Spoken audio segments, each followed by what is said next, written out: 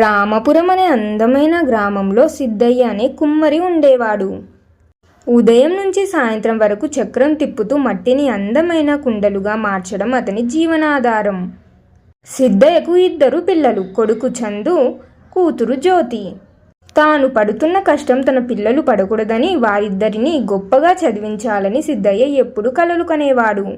కాలం గడుస్తుంది. చందు 10వ తరగతి పాస్ అవ్వగానే సిద్ధయ్య అతడిని పక్క ఊరి కాలేజీలో చేర్పించాడు. అయితే అదే సమయంలో జ్యోతి కూడా పై చదువులకు సిద్ధమయ్యింది. అప్పుడే సిద్ధయ్య మనసులో ఒక పాతకాలపు ఆలోచన మొదలయ్యింది. ఒక్కడినే చదివించడానికే తల ప్రాణం తోకకు వస్తుంది, ఇక ఇద్దరిని అంటే ఎలా? అయినా ఆడపిల్ల చదివి ఏం చేస్తుంది? రేపు పెళ్లి చేస్తే అత్తారింటికి వెళ్ళి వంట వార్పు చూసుకోవాల్సిందే కదా. వీడిని చదివిస్తే సరిపోతుంది, నా డబ్బులు వీడికే అయిపోతాయి. ఇంకా అమ్మాయిని ఎలా చదివించాలి అని అనుకున్నాడు. జ్యోతి ఎంతో సంతోషంగా తన పుస్తకాలు సర్దుకుంటుంటే సిద్ధయ్య ఆమె దగ్గరకు వెళ్ళి, అమ్మా జ్యోతి, ఇప్పటి వరకు చదివింది చాలు, ఇకపై నువ్వు ఇంట్లో ఉండి అమ్మకు సహాయం చెయ్యి అని ఖరాఖండిగా చెప్పేశాడు. జ్యోతి కళ్ళల్లో నీళ్లు తిరిగిన తండ్రి మాట కాదనలేక మౌనంగా ఉండిపోయింది. సిద్ధయ్య తన సర్వస్వాన్ని ధారపోసి చందును చదివిస్తున్నాడు. కానీ చందు మాత్రం తండ్రి కష్టాన్ని గుర్తించలేదు. కాలేజీకి వెళ్తున్నానని చెప్పి స్నేహితులతో తిరగడం, సినిమాలు చూడటం అలవాటు చేసుకున్నాడు. చివరికి పరీక్షల్లో ఫెయిల్ అయ్యాడు. ఈ విషయం తెలిసి సిద్ధయ్య చాలా బాధపడ్డాడు. కొడుకు తనను ఉద్ధరిస్తాడని అనుకుంటే ఇలా చేశాడేంటి అని చాలా దుఃఖించాడు. చివరికి దారి తప్పిన కొడుకును ఇంటికి పరిమితం చేసి తనతో పాటు కుండలు చేసే పనిలో పెట్టాడు. శ్రమ విలువ తెలిస్తేనే మనిషికి బుద్ధి వస్తుందని భావించి కష్టపడి పని చేయడం నేర్పించాడు. మెల్లమెల్లగా చందు తన తప్పు తెలుసుకుని తండ్రికి చేదోడు బాదోడుగా మారాడు. కొడుకు పనిలో కుదురుకున్నాక సిద్ధయ్యకు ఒక రోజు జ్యోతి పాత పుస్తకాలు చదువుకోవడం కనిపించింది.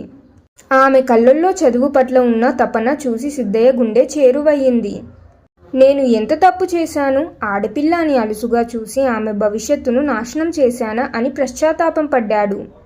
వెంటనే జ్యోతిని పిలిచి, అమ్మా నన్ను క్షమించు, నీ చదువు ఆపడం నా తప్పు, మళ్ళీ నువ్వు కాలేజీకి వెళ్ళు అని ప్రోత్సహించాడు. జ్యోతి రెట్టింపు ఉత్సాహంతో చదివింది. కొద్ది రోజుల్లోనే ఒక మంచి కంపెనీలో గౌరవప్రదమైన ఉద్యోగం సంపాదించింది. జ్యోతికి ఉద్యోగం రావడం, చందు బాధ్యతగా పని నేర్చుకోవడంతో సిద్ధయ్య ఇల్లు మళ్ళీ ఆనందంతో నిండిపోయింది.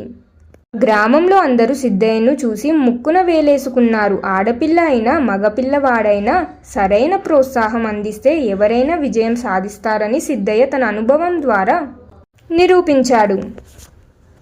Moral of the story. ఈ కథ ద్వారా నేను మీకు తెలపాలనుకున్న నీతి ఏమిటంటే, జ్ఞానానికి లింగభేదం లేదు. కొడుకైనా కూతురైనా చదువుకునే అవకాశం ఇస్తే వారు ఆ కుటుంబానికి వెలుగునిచ్చే దీపాలుగా అవుతారు.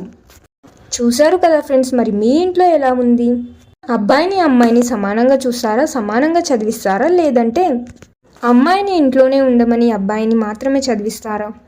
ఇప్పటికీ కూడా అమ్మాయిని అబ్బాయిని వేరుగానే చూస్తున్నారా లేదా సమానంగా చదివిస్తున్నారా అనే విషయాన్ని, మరియు ఈ కథ మీకు ఎలా అనిపించింది అనేది మీ అభిప్రాయాలను కూడా కామెంట్స్లో తెలియజేయండి. ఈ కథ నచ్చితే లైక్ చేయండి, మీ ఫ్యామిలీ అండ్ ఫ్రెండ్స్ తోటి కూడా షేర్ చేయండి. ఇంకా మంచి కథల కోసం ఇప్పుడు మన ఛానల్ని సబ్స్క్రైబ్ చేయండి.